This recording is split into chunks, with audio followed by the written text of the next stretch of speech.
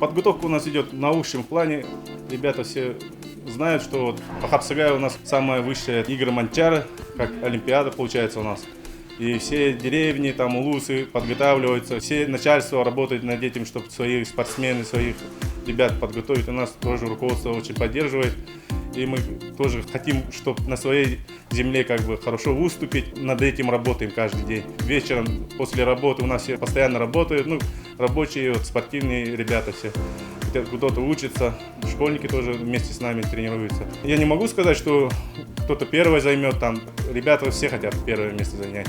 У нас в весовых категориях много ребят, претендентов на первое место, все хотят выиграть. У нас есть вот в некоторых весах мало людей, в моих как бы это суши там 90 килограмм. Ну, это по всей республике, наверное, тяжей мало. В маленьких весах у нас конкуренция хорошая, ребята тоже вот все на уровне республиканских вот, постоянное место занимают и себе как бы помогают, конкуренцию делают. Кто не хочет победить, тот не борется.